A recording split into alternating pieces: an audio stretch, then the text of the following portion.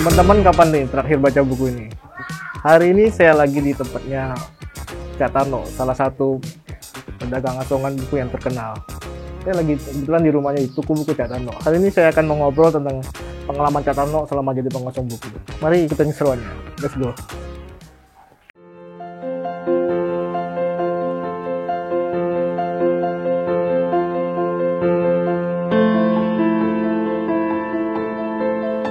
Cak Tarno. Wih, Mas. Iya kabarnya Pak? Alhamdulillah baik, Mas. Ini kebetulan saya sama teman-teman lagi berkunjung lagi ke tempatnya Cak Tarno.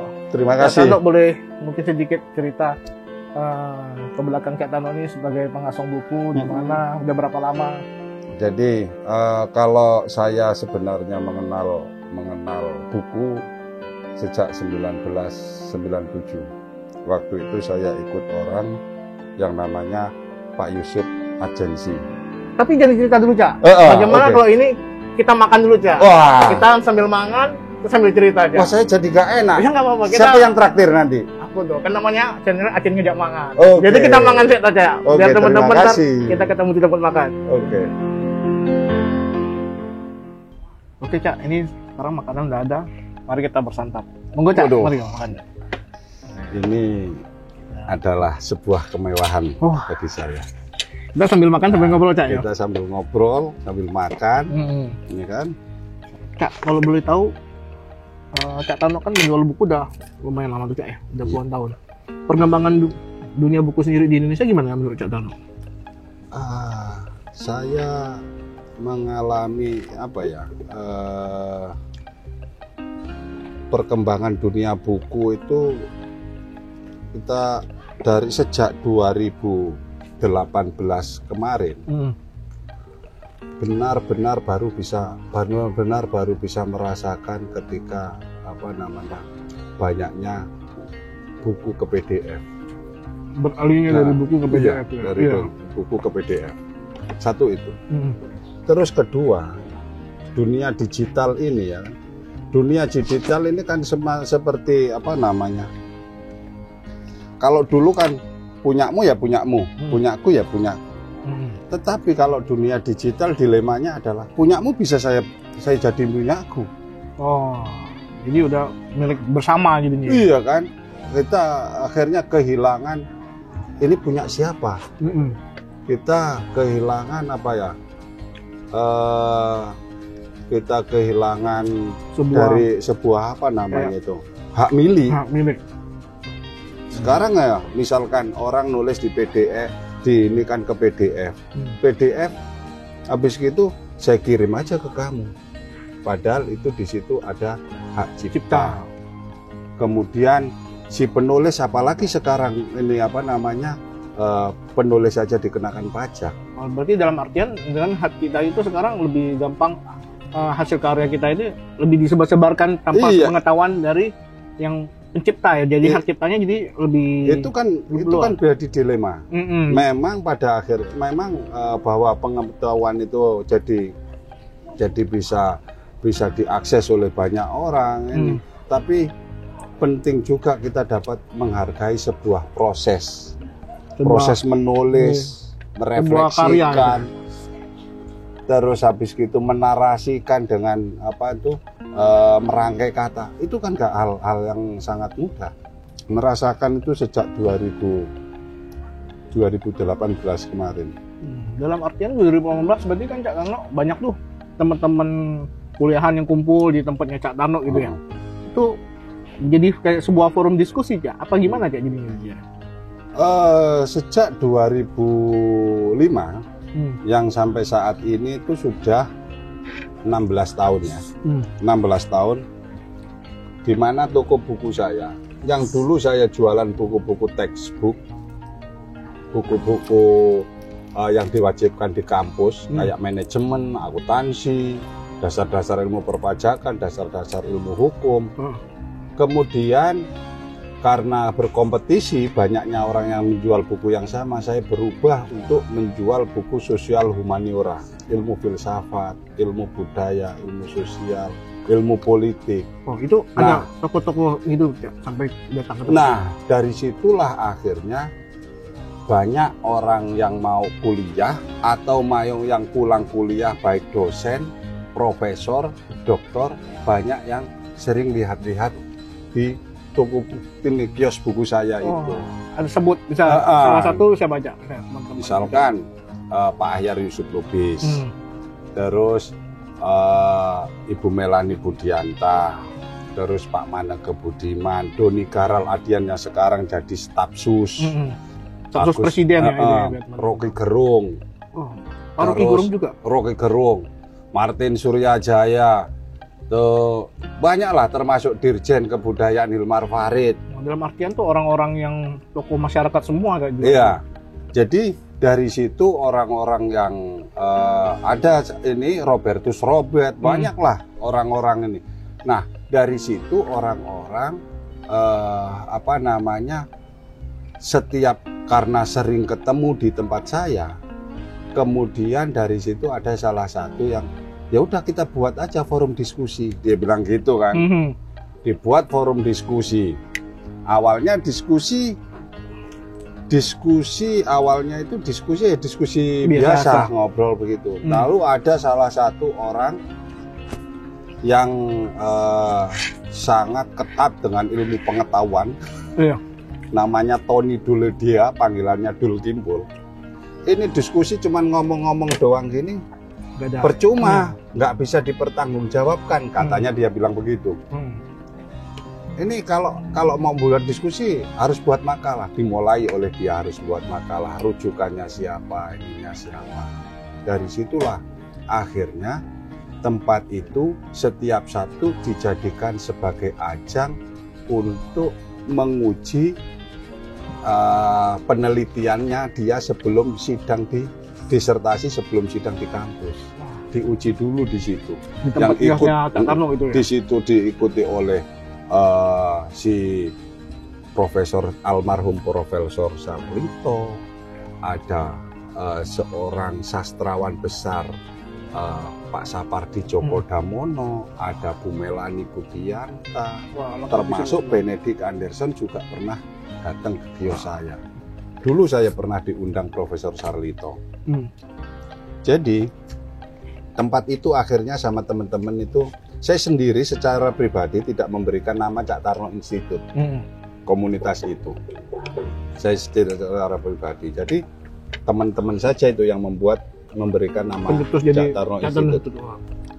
Bagaimana saya akhirnya mempunyai hubungan yang sangat yang sangat baik dengan orang-orang itu, orang-orang besar itu, kayak Profesor Sarlito. Saya pernah diundang oleh Profesor Sarlito menjadi tamu untuk mengisi mata kuliah umum. Saya diundang di situ.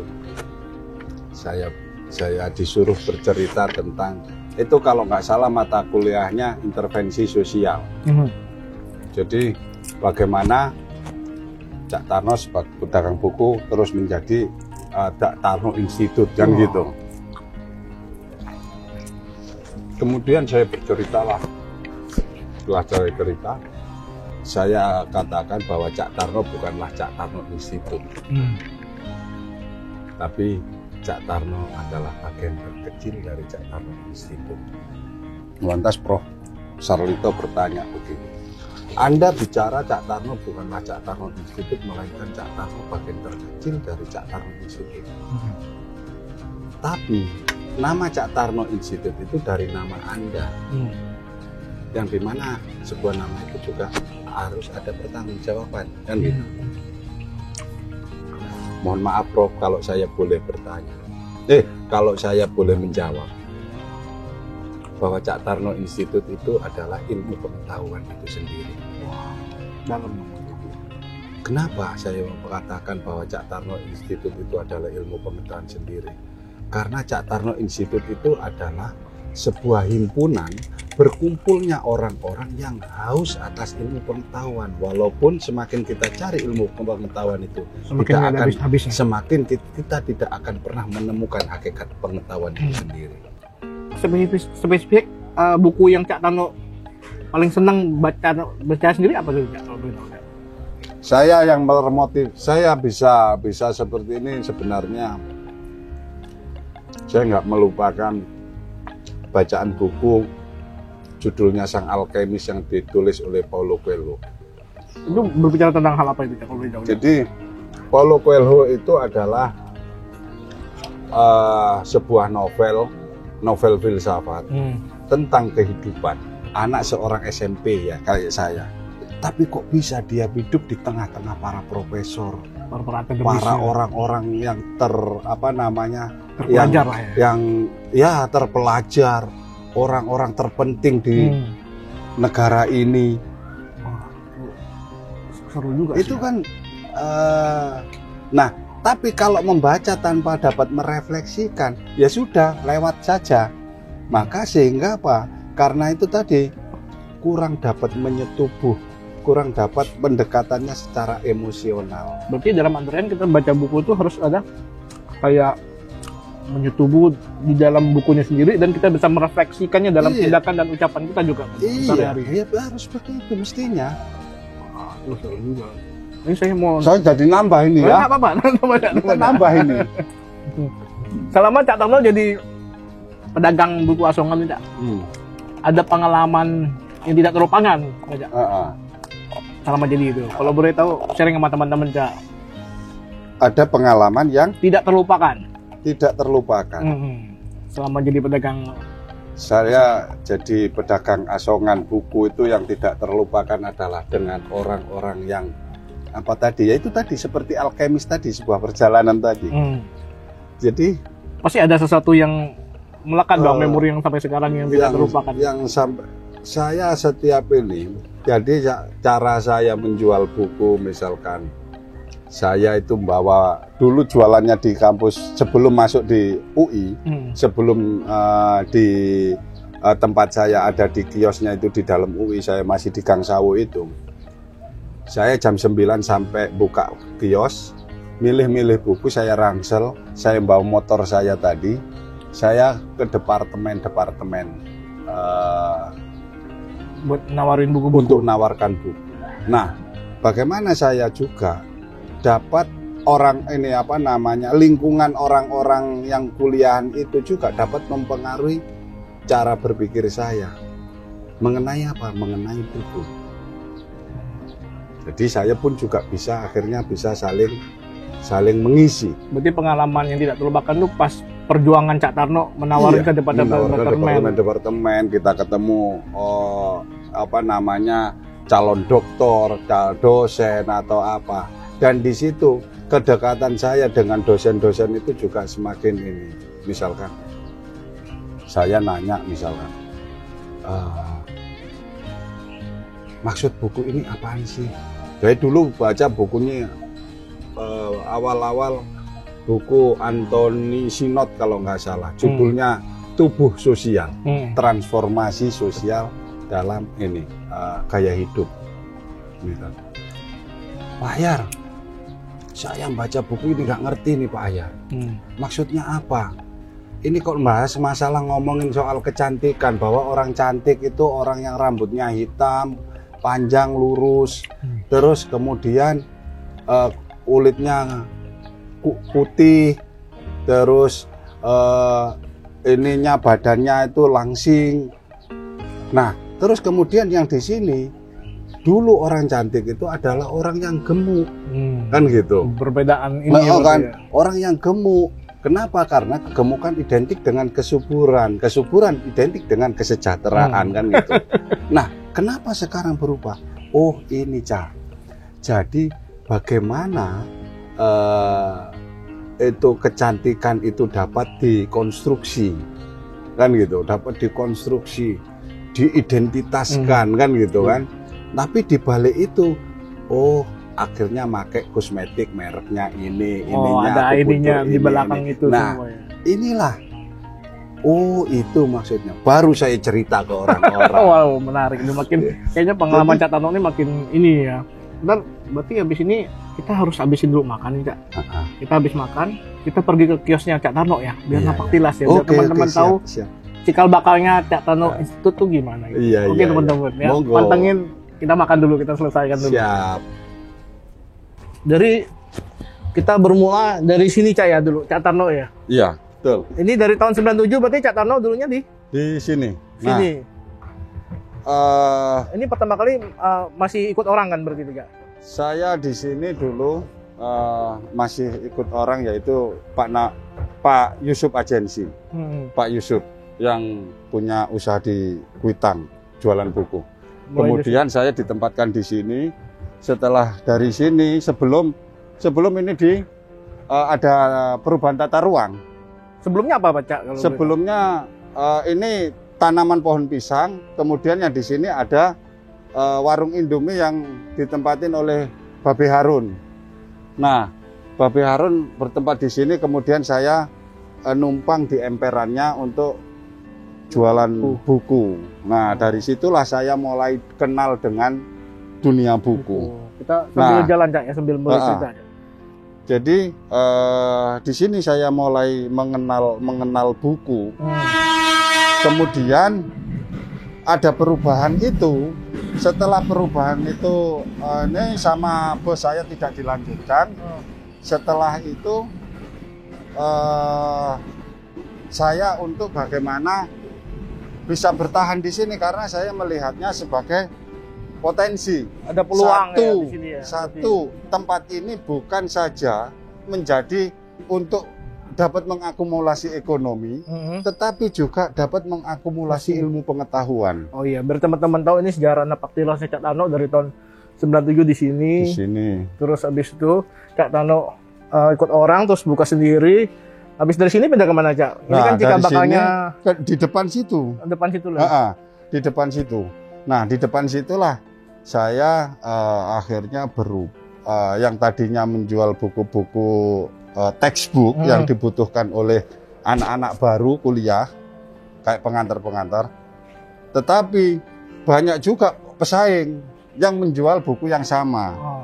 Kemudian saya berubah untuk jualan buku-buku yang sifatnya ke umum atau buku-buku yang menjadi referensi bagi orang yang mau menulis karya ilmiah seperti skripsi, tesis, atau disertasi.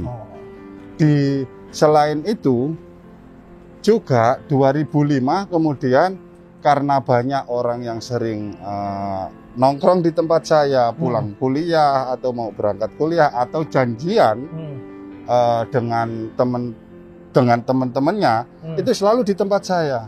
Dari situlah akhirnya meletus yang namanya forum diskusi yang diberikan nama oleh teman-teman Cak Tarno Institute. Nah, saya sendiri tidak pernah memberikan nama Cak Tarno Institute. Narsis itu. Itu dari teman-teman. Iya, dari teman-teman yang berkumpul, yang berdiskusi. Nah, betul.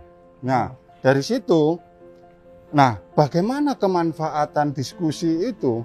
Kemanfaatan diskusi itu, ya menurut saya sangat besar. Nah ini nih tempatnya nih. Ini apa nih? Biar teman-teman tahu. Ini sebelum jadi bangunan ini adalah tempat saya. Tempat Cak Tarno dulu di sini. Tempat saya jualan dulu di sini. Jadi buat jualan buku, terus kemudian juga dibuat forum diskusi Sabtuan yang dimana orang-orang yang penelitiannya itu nanti sebelum disidangkan di kampus diuji coba di sini, yang diikutin oleh dosen-dosen. Ini jalan-jalan apa Cak kalau teman-teman bertemu? Nah, ini yang disebut Jalan Sawo, Gang Sawo Stasiun UI ya ini. Gang Sawo Stasiun UI. Nah, kondisi sekarang ini Gang Sawo ya ini kondisi pandemi ini. Kalau pas nggak pandemi rame banget ya. Sebelumnya ini setiap hari diakses oleh mungkin hampir 30.000 orang per hari. Per hari itu? Per hari.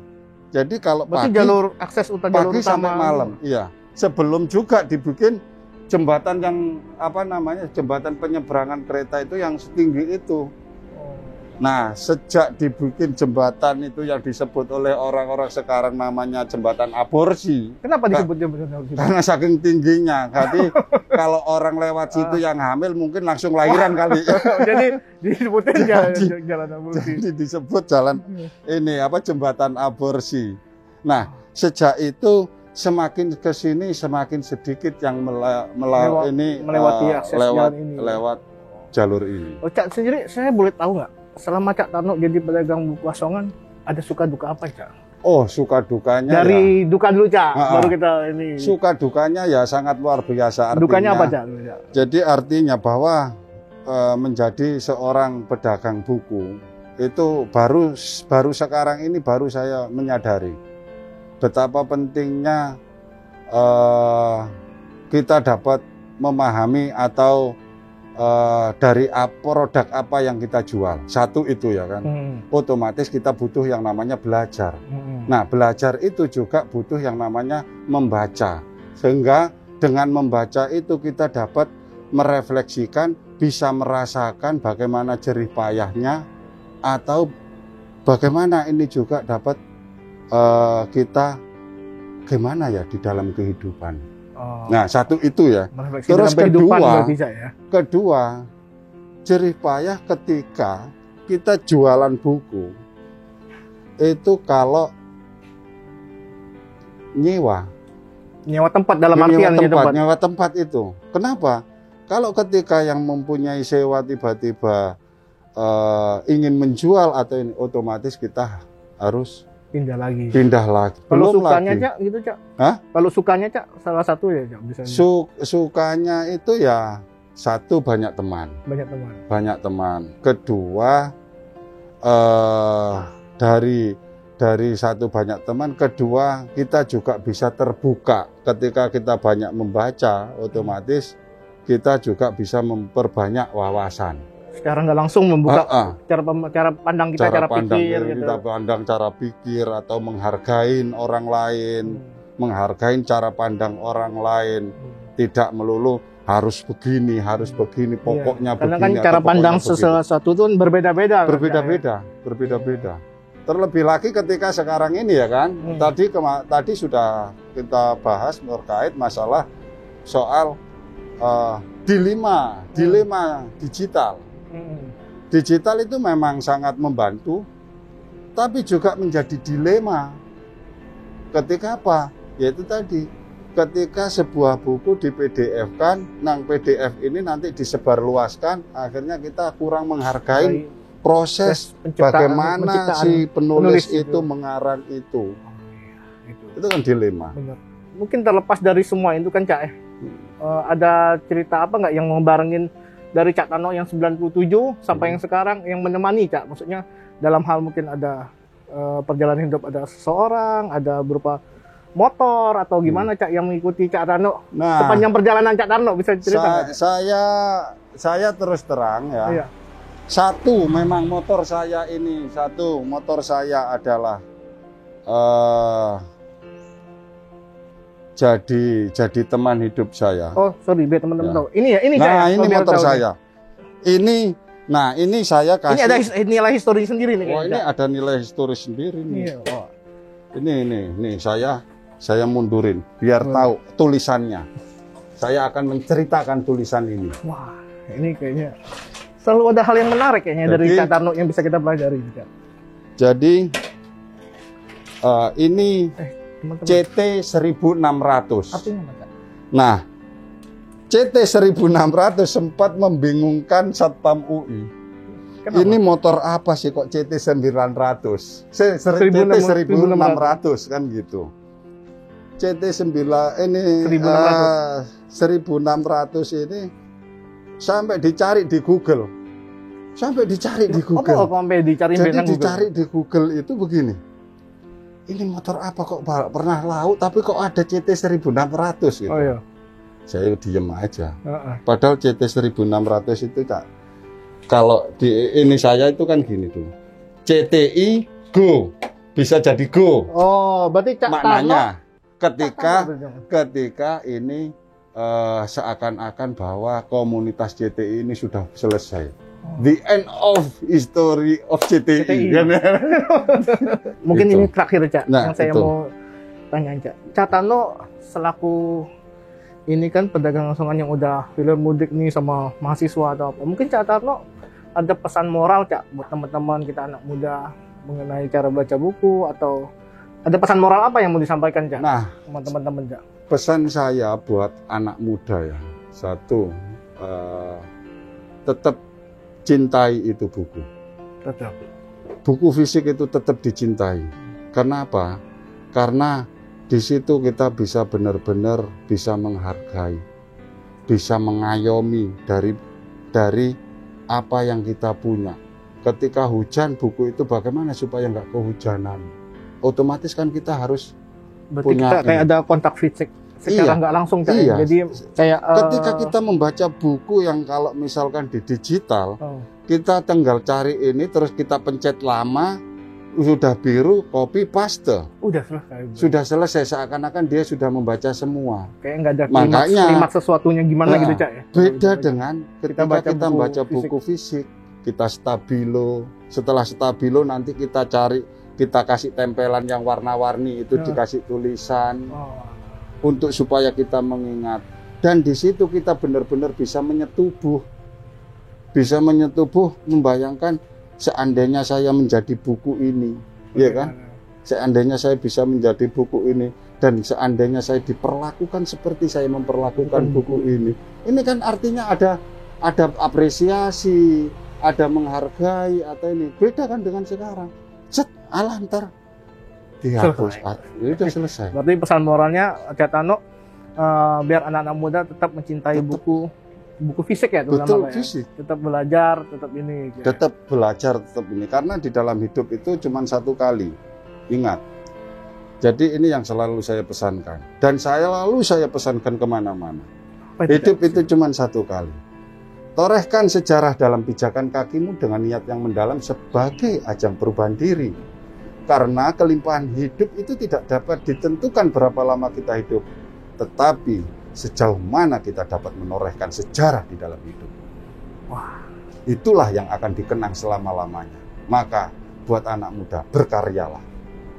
Oke, terima kasih. Itu teman-teman, berarti pembicaraan saya dengan Cak Tano sampai di sini channel Acehnya Jamakan. Mungkin next saya akan ketemu dengan narasumber yang berbeda yang berbagi pengalaman. Jangan lupa untuk like, komen, dan subscribe channel Acehnya Jamakan. Sampai ketemu, bye.